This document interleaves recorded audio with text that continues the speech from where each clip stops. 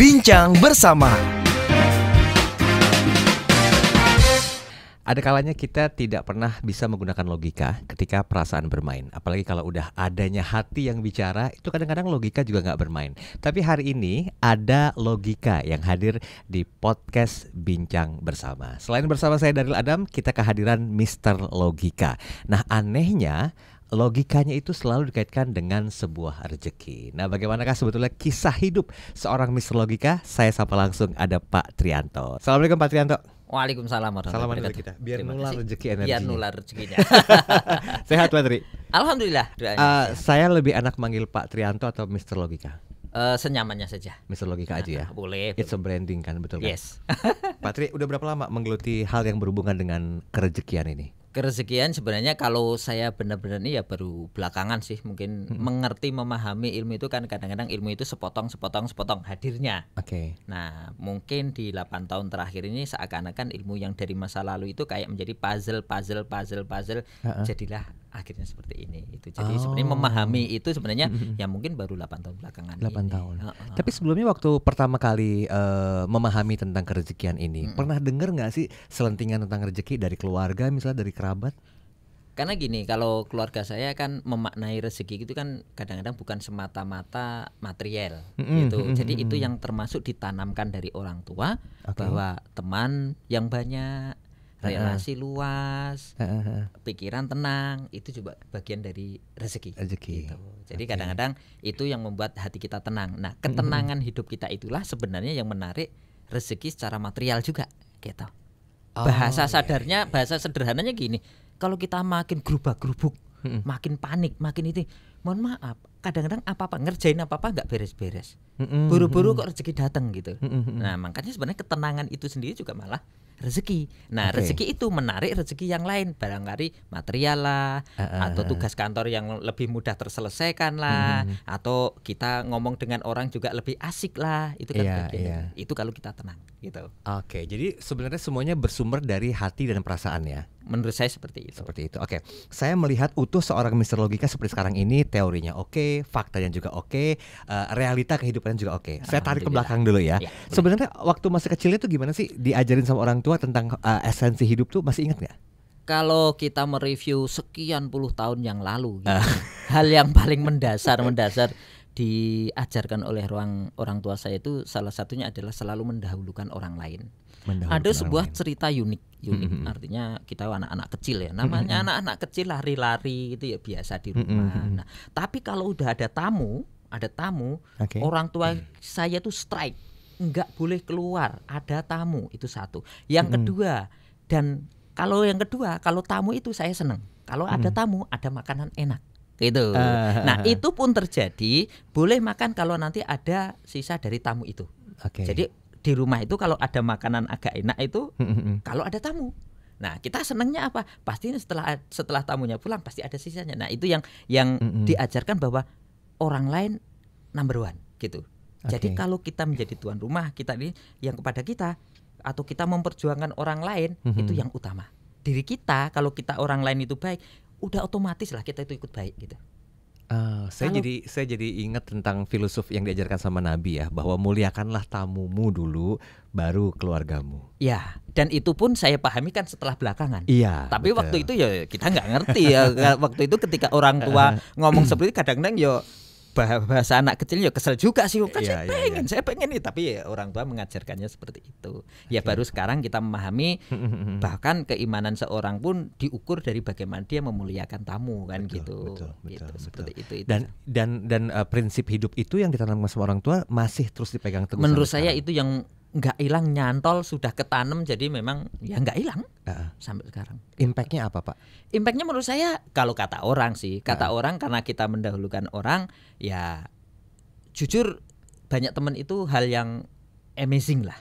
Jadi bahasanya saya kesana ketemu teman, kesana ketemu teman, itu menurut saya sesuatu yang luar biasa, di mana hampir semua rezeki yang bentuk material menurut saya dari teman, dari relasi, dari hubungan gitu. Jadi rezeki datang dari teman, rezeki datang dari Kan nggak ada tiba-tiba sekarang rezeki tiba-tiba turun bluk di depan mata kita kan nggak ada. Oke. Nah, profesi sekarang mentor bisnis, penulis buku juga. Kan konon kabarnya udah nulis satu buku yang dihasilkan dari pemikiran pribadi tentang 9 logika rezeki. Iya. Nah, ini perjalanannya bagaimana kok bisa jadi mentor bisnis juga, jadi penulis buku juga, kebagi waktunya itu kayak gimana? Ya, sebenarnya kalau saat ini kan sudah dalam arti menjadi rangkaian bagian dari perjalanan hidup yang tadi dimulai dari pengen mengejar ilmu sebenarnya tepatnya dimulai dari hidup mengejar ilmu. Kita SMP pernah putus pertama. Ya kalau teman-teman yang putus sekolah jangan putus harapan aja, yang putus sekolah nggak apa-apa tapi putus harapan janganlah, kira-kira begitu. Karena saya salah satunya contoh yang pernah putus sekolah, SMP putus sekolah, kemudian karena kesadaran diri tentang masa depan kayaknya nggak bisa saya hadapi hanya dengan otot gitu. Sehingga waktu itu saya bertekad untuk mengisi otak, kira-kira begitu. Istilah ini, walaupun istilah ini akhirnya saya temukan belakangan. Tapi waktu itu prinsip saya pengen sekolah, pengen ilmu. Sehingga waktu itu putus sekolah SMP, dan kebetulan sebagai info saja, saya itu 4 bersaudara. Empat-empatnya, tiga-tiganya itu hanya SMP semua. Hanya saya yang agak bandel, saya nggak boleh SMP pokoknya. Dulu saya terinspirasi di SMP itu ada kakak-kakak KKN, keren ya bisa S1, keren ya bisa sambil KKN. Itu yang menginspirasi saya, salah satunya pokoknya harus bisa sekolah, pokoknya harus bisa kuliah. Salah satunya itu. Itu awalnya, tapi tujuannya mau ngapain saya belum tahu. Tapi tujuan saya waktu kita sampai dengan belum nikah harus punya ilmu. Jadi kalaupun kita kerja untuk sekolah, kerja untuk training, kerja untuk ya memang uang hasil itu habis tapi itu berganti ke ilmu. Nah, begitu mulai masuk masa menikah, itu prinsipnya berubah. Saya butuh uang, tidak butuh ilmu. Walaupun bukan berarti tidak butuh sama sekali, tapi uang lebih diutamakan, ilmu menjadi second choice gitu. Tapi yang pertama itu memang ilmu pokoknya. Jadi kalau abang tanya ilmu apa aja, saya berpendapat waktu itu nih, ilmu apapun, bahkan semacam ilmu copet pun, menurut saya kalau itu memang ada tempat kursus, mungkin saya kursus kali, kira-kira begitu. Kan bukan untuk jadi copetnya, tapi minimal untuk terhindar dari copet gitu. Tapi prinsipnya apapun ilmunya, menurut saya ada gunanya. Karena saya itu kalau dibilang, kenapa kok tadi saya bilang puzzle akhirnya diketemukan sekarang, waktu itu nggak tahu tujuannya. Oh, saya pernah namanya belajar akupunktur. Akupunktur yang tusuk jarum pernah. Saya pernah belajar shiatsu. Saya juga belajar bahasa Inggris. Saya juga kuliah di dunia komputer. Tapi sekolah saya di STM. Memang hidup ini nggak nyambung. Tapi akhirnya di belakang puzzle itu semuanya ngumpul. Oh Allah, dengan segala skenario-nya Allah pengen ciptakan saya jadi seperti ini gitu. Baik, jadi qadarullahnya mesti diterima dulu ya. Takdirnya juga harus diterima dulu. Tapi begini, saya berpikir begini, Mr. Logika. Secara logika, bagaimana Anda bisa menghubungkan tiap dot dalam kehidupan Anda itu menjadi sebuah kenyataan yang bisa Anda terima? Itu satu poin mendasar yang dari dulu juga termasuk menurut saya bagian dari ajaran orang tua. Satu, selalu berprasangka baik. Yang kedua, jangan pernah merasa menjadi korban. Ini menjadikan kan kita dalam kondisi ekonomi tidak baik-baik saja saat dengan orang tua, ekonomi ya kurang. Tapi ini orang tua tidak pernah mengajarkan kita jadi korban. Makanya ketika ada tamu, contoh kecilnya, ketika ada tamu memang tamu dimuliakan, nggak ada pun diada-adain.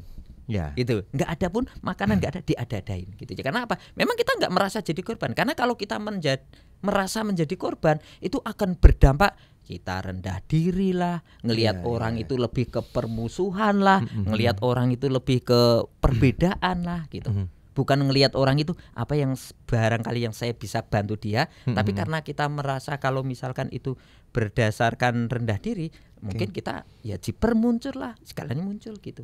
Nggak asik lah, kurang asik gitu. Iya. Itu bisa dipahami sama logika gitu ya? Iya, sangat-sangat logis. Dan kayaknya memang banyak orang yang tanpa menyadari kok bisa terjadi seperti kehidupan mereka sekarang ini, kalau dipahami secara logika juga nggak masuk akal ya? Nggak masuk akal. Cuman nggak masuk akalnya itu karena kita belum tahu ilmunya saja. Belum tahu ilmunya saja. Personal branding Mr. Logika tuh lahirnya gimana ceritanya? Kalau lahir Mr. Logika itu sebenarnya ya namanya apapun itu kadang-kadang muncul itu tanpa kita sadari gitu.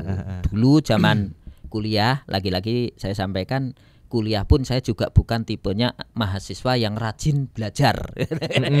Enggak lah gitu. Sehingga waktu itu ketika dosen itu tanya, itu zaman-zaman Pentium 4 lah, Pentium. Jadi jangan, kalau udah Pentium berarti tahulah ya umurnya, nggak usah tanya umur lah.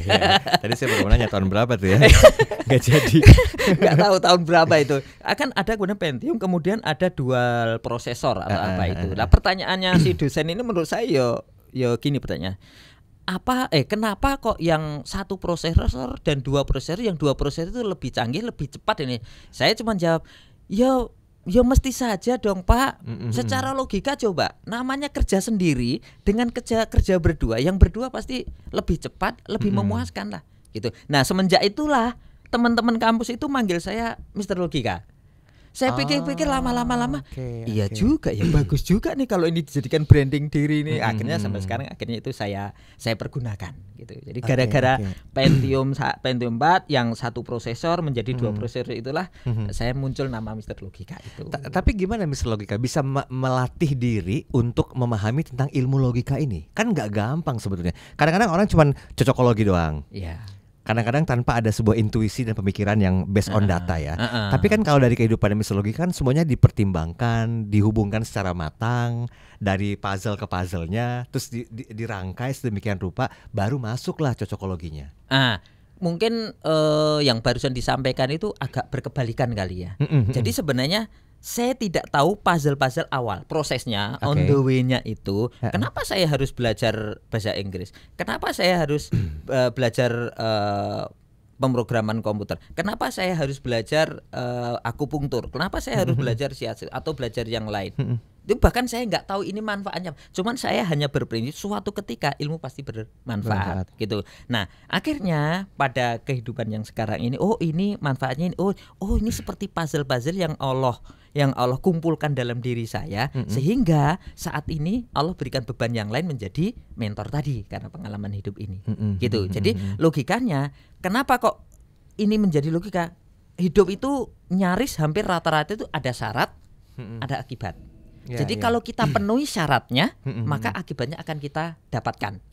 Logikanya begitu. Jadi kalau misalkan saya pengen menjadi YouTuber seperti sekarang ini, itu ya saya harus penuhi syaratnya jadi YouTuber.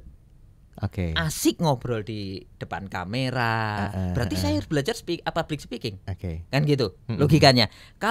Kalau apalagi syaratnya, saya punya peralatan. Berarti saya harus punya kamera dengan kualitas yang baik. Ya saya usahakan. Jadi bahasa saya, kenapa kok ini menjadi logika rezeki? Kalau kita pengen rezeki kita muncul, syarat dari rezeki itu harus dipenuhi. Syarat dari rezeki. Contoh kalau kita rezeki pengen jadi YouTuber, ya syaratnya jadi YouTuber harus dipenuhi. Toh kita ketika kita pengen dapatkan di YouTube, pengen dapat engagement yang luas, syaratnya juga harus dipenuhi. Enggak bisa semau-mau kita. Dan menurut saya walaupun rezeki itu dari Allah, yang orang bilang ya bagaimana rezeki itu bisa didatang, menurut saya tetap ada persyaratan. Kalau kita penuhi, Allah pasti turunkan. Tinggal turunnya itu sekarang atau besok atau besoknya atau sejumlah A atau sejumlah B. Itu saja. Kalau misalkan kita prediksi nih, harusnya kita dapat anggaplah 50 miliar kita prediksi. Tapi kalau yang kita lakukan nih nilainya lebih dari 50 miliar, insya Allah yang datang bisa 100 miliar. Misalnya kayak gitu. Jadi sebenarnya apa yang kita prediksi ini harus dilakukan on the way ke sananya. Gitu. Tinggal mau apa itu dicari di balik apanya itu tadi. Nah, itu kan waktunya nggak sebentar untuk paham tentang ilmu itu ya. Sebenarnya kalau ilmunya sih nggak menurut saya sih malah sebentar. Yang nggak sebentar pondasinya. Nah soalnya begini Mr. Logika, secara logika memahami hal yang disampaikan oleh Anda ini kan cukup sulit bagi orang-orang tidak menggunakan logika. Make sense gak kira-kira? Nggak menggunakan logika menurut saya menurut saya dalam penggunaan logikanya mungkin kurang maksimal. Kurang maksimal saja mungkin. Okay. Karena segini. Nggak pinternya kita gitu. Kalau kita nggak ngapa-ngapain pasti nggak dapat apa-apa. Itu kan logika. Gitu. Jadi kalau kita pengen dapat apa-apa, ya kita mesti ngapain-ngapain. Nah, tinggal ngapain-ngapainnya ini perlu kita cari. Nah, salah satunya makanya kenapa kok saya saat ini kemudian menjadi mentor ini. Dengan menjadi mentor ini, sebenarnya kita banyak dua faktor penting menurut saya kehidupan setelah mati itu tetap ada kehidupan menurut saya. Sehingga ketika kita jadi mentor, kita dapat jariah. Menurut saya dari ilmu yang itu, menurut saya dengan banyaknya kita dapat jariah, insya Allah kita juga dapat rupiah. Ngikut. Jadi rupiahnya itu menurut saya bukan apa ya? Bukan tujuan utama, tapi itu dampak atau akibat saja. Berarti salah pemahaman ya kalau orang kerja untuk mencari rupiah ya? Menurut saya ya salah nggak salah tentu saya nggak bisa ngomong secara pemahaman ya. Secara pemahaman karena kan fakta yang disampaikan tadi ketika kita mampu mendedikasikan diri dengan sebaik mungkin dalam sebuah bidang pekerjaan apapun itu, rupiah akan mengikuti kita. Setidaknya persiapannya juga ada kan, Mas Logi kan. Jadi yang lebih bahasanya gini, kalau kita menjadi orang yang spesial, maka alam atau nasib akan menspesialkan kita. Jadi bahasa saya jangan jadi orang biasa-biasa saja. Kalau logikanya kalau kita biasa-biasa saja, ya kita akan tetap jadi orang biasa-biasa saja. Dari kisah yang disampaikan Mr. Logika, berapa persen porsi untuk afirmasi yang ada ketika semua keinginan kita coba ingin dapatkan, tapi nggak masuk di logika gitu loh? Kalau itu mungkin gini, perjalanan hidup saya untuk menjadi sesuatu itu afirmasi dalam bentuk keyakinan itu mungkin yang terbesar yang dalam diri saya. Jadi saya itu gini, kategorinya gini. Saya tipe orang yang boleh dibilang agak-agak keras, bukan agak ya, mungkin ya keras kepala banget gitu. Tapi keras kepala terhadap diri sendiri, terhadap tujuan. Gitu. Jadi kalau saya misalkan saya pengen seperti A atau kita pengen mendapatkan A. Berarti kan mendapatkan A yang penting kalau saya biasanya ngecek, ada nggak sih orang yang pernah mendapatkan A yang menjadi tujuan saya ini? Ada. Berarti kalau ada, sangat mungkin dicapai. Karena ilmunya udah Karena ada. Sudah ada. Cuman ilmunya belum di kita, di orang lain, di orang lain. Tapi kan ada. Berarti saya harus pokoknya kalau itu belum dapat, saya belum pernah berhenti. Itu yang termasuk saya ngotot. Jadi bahasa saya, memang nasib harus ngikut saya. Bukan saya ngikut nasib. Terserah nasib lah. Ya kan begitu betul gitu. Tapi enggak, saya enggak mau kayak gitu loh. Jadi itu mungkin secara logis kenapa kok seseorang mencapai sesuatu dan seseorang yang lain tidak mencapai sesuatu. Sebetulnya apa yang terjadi di dunia itu udah pernah dialami oleh orang sebelum kita ya. Cuman karena yang pertama tadi ya quote menarik adalah ilmunya udah dipahami oleh mereka dulu, kita belum. Kita belum gitu aja. Masanya udah dialami, kita belum. Kita belum. Hanya belum saja. Tuh, pasti kalau kita kejar dapat juga kok. Mr. Logika, sejujurnya nih ya, saya melihat vibrasi Anda tuh begitu tinggi. Kuat banget akan pemahaman secara logikanya. Bagaimana menyampaikan vibrasi dengan pasangan dan anak-anak? Ada masa di mana dengan pasangan, dengan anak-anak itu kan ada masanya kita jadi teman. Betul. Ada masanya jadi leader. Ada masanya jadi kepala keluarga. Menurut saya tinggal penerapan sisi komunikasi saja. Jadi mengkomunikasikan saat kita menjadi teman, ya kita haheho ibarat kata ya asik-asik aja. Tapi ada masanya kita menggunakan diri, memposisikan diri sebagai leader. Yang ini nanti begini, yang ini nanti begini. Itu kadang-kadang ya ada. Contoh nih misalnya kita dalam keluarga lagi ada kendala gitu. Mungkin ini kendalanya tidak di saya, mungkin di istri misalkan. Istri sedang ada masalah dengan ini. Udah lakukan aja, tenang saja. Pokoknya apa punya tadi tanggung jawab saya. Itu salah satu yang membuat menurut saya pasangan keluarga itu setidaknya mereka mempunyai kayak macam pelindung. Ada orang yang bertanggung jawab penuh. Itu salah satu cara mengkomunikasikannya tadi. Gitu loh. Tenang aja lah, pokoknya bahasa saya kadang-kadang saya memakai bahasa-bahasa yang sederhana. Alah, selama masih hidup rezeki itu pasti ada kok. Karena logikanya kalau jatah rezeki kita habis, mati kita. Mati, betul. Itu. Jadi enggak usah terlalu besok makan apa ya. Karena semakin kita panik, rezeki enggak datang. Iya, sepakat. Karena vibrasi energinya beda ya, bertolak belakang. Beda. Itu, bertolak belakang. Makanya enggak usah dibikin panik.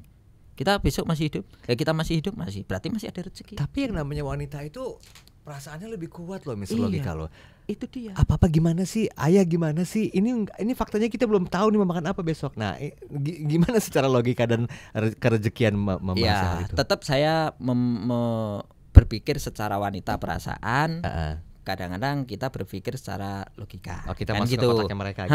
Mau nggak mau kita memang sekali waktu ya masuk ke mereka lah. Bahasa saya apapun dia kata pokoknya iyain aja dulu lah gitu. Apalagi sedang emosionalnya sedang tinggi. Emosionalnya bukan berarti marah ya, tapi betul. Untuk mendekati sesuatu itu dia sedang tinggi. Mohon maaf kalau emosionalnya mau kita berikan masukan apapun kadang-kadang yang mental juga. gitu. Udah biarin aja sampai 21.000 kata sehari itu keluar semuanya, kira-kira begitu. Ya kalau sudah gantian ya ngomong gitu ya. Oke. Gitu. Kasih Jadi jeda kita dulu. mengkonfirmasi jeda sampai ini, terus kita mengkonfirmasi gantian ya ngomong gitu. Artinya dia kalau mengatakan iya oke gitu, jadi artinya secara pikiran, secara hati dia sudah terbuka untuk mendengar nampung. kita, untuk nampung. Tapi kalau tadi langsung kita tabrak, selesai kagak bertengkar, iya kira-kira begitu. Ini belajar dari mana dengan fakta kehidupan ini, Mr. Logika? Wah, kalau belajar dari mana? Dari mana ya? Salah satunya memang dari orang tua saya sih, figur yang sangat kuat dalam diri saya untuk di keluarga. Untuk non materi khususnya. Untuk non materi. Jadi gini, kalau kita boleh mengkotakkan lebih besarnya itu untuk sisi non materi dalam kehidupan berkeluarga, hubungan dengan saudara, dengan orang tua, ibu dengan anak dengan ini segala macam, saya dapat dari orang tua. Okay. Non materi. Tapi lagi-lagi kehidupan memang tidak bisa terlepas dari sisi materi. Itu. Nah, untuk sisi materi kadang-kadang saya sering ngomong ke orang tua. Jadi di rumah pun saya sampai setua ini pulang kampung seminggu, yang saya kerjakan ngapain? Pagi ke dapur, ketemu mak saya, salaman, cium tangan, saya peluk, sehat ya mak, saya peluk. Benar-benar saya itu masih sampai dengan sekarang terjadi. Gitu. Jadi buat saya, bahasa saya pengen menyampaikan, mak, bapak, engkau sudah cukup mendidik anakmu. Ada yang kurang, aku cari sendiri. Bahasanya saya pengen menyampaikan itu. Itu yang kadang-kadang saya kalau ngebahas tentang orang tua itu, jujur saya itu keras gitu. Tapi kalau udah urusan dengan orang tua, melting saya. Kira-kira gitu. Tapi itu. Akankah prinsip hidup ini dan juga apa yang Anda lakukan baik dengan istri atau anak-anak ini akan diturunkan kepada anak-anak dan keturunannya nanti? Saya rasa tanpa kita programkan pun kalau di dalam keluarga kita bisa bentuk itu akan otomatis tertanam pada anak-anak kita, generus-generus kita. Itu. Jadi saya juga tidak ingin terlalu mendikte anak, mendikte penerus untuk harus A, harus B, harus C. Tapi saya lebih senang biarkan mereka bertumbuh secara natural. Kalau memang ada sesuatu yang saya ingatkan, gitu. Dengan tentu mengingatkan bukan tidak dengan tangan besi. Artinya harus begini, harus begitu. Enggak dengan power ya. Tapi dengan gini loh nak, kalau begini nanti begini. Kalau begini nanti begini. Kalau begini nanti begini. Karena alam bekerja atas dasar persyaratan yang berlaku. Nggak ada tiba-tiba alam itu terjadi gitu. Bencana kan nggak mungkin tiba-tiba terjadi bencana. Pasti ada sebab. Pasti ada sebabnya. Kalau kita memahami sebab, maka akibatnya itu kita adanya pemakluman, sehingga munculnya adalah perbaikan. Itu. Jadi kalau kita tahu sebab, maka akibat ini menjadi pemakluman. Pantesan aku belum kaya. Lah kayak gini. Jadi bukan panik. Pantesan aku nggak punya duit karena begini. Oh, kemudian evaluasi munculnya. Gitu. Jadi apa yang terjadi kita tidak kita maknai sebagai korban, asal kita tahu kenapa begini, dari mana itu, kenapa kok, ilmunya dari mana? Ya pergaulan itu mempengaruhi.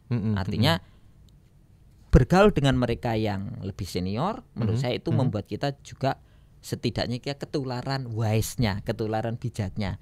Apa-apa jangan reaktif lah. Cek dulu sebelumnya kamu ngapain gitu. Ilmu yang penting yang menurut saya dapat dari para senior itu sebuah cobaan, tantangan, kendala, atau yang kita sebut masalah itu tepat hanya pada orang itu, tidak untuk orang lain.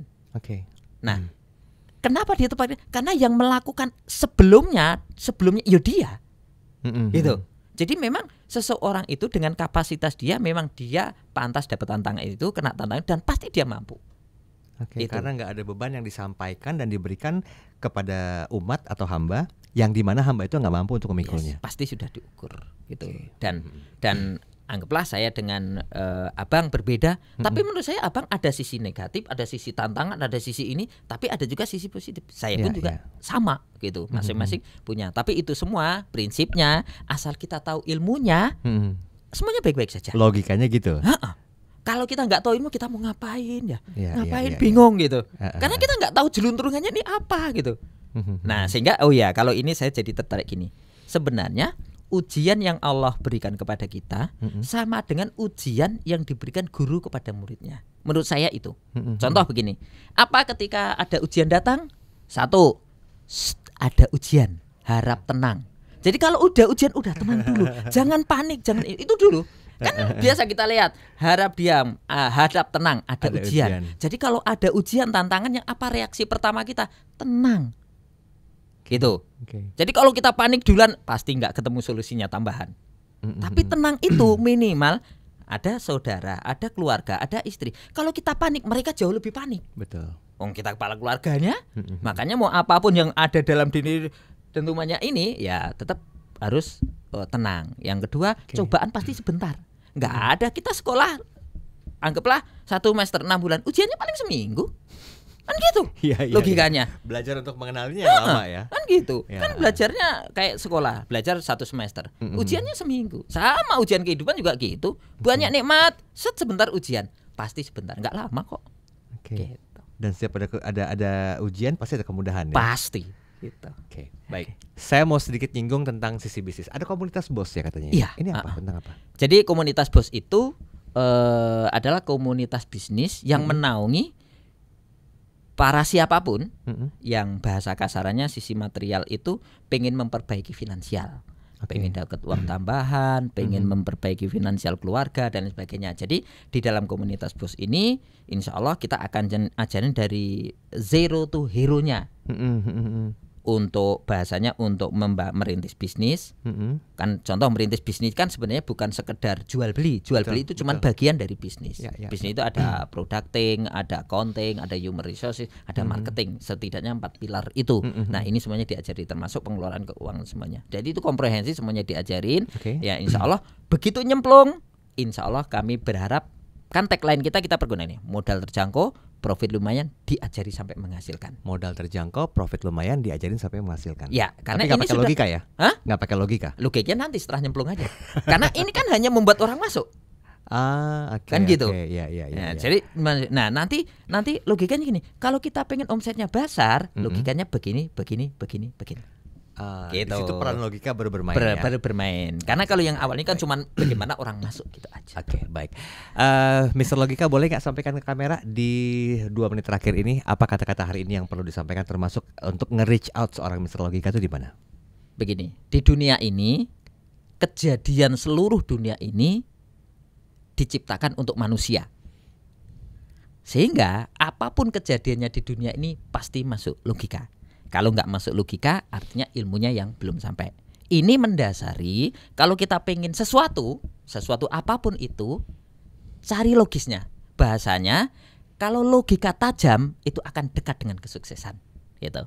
Toh Allah menciptakan kita punya akal untuk berkembang dan Allah tuh menyerahkan kepada kita mau pengen sukses apapun, pengen sebesar keberhasilan sebesar apapun itu diperbolehkan oleh Allah.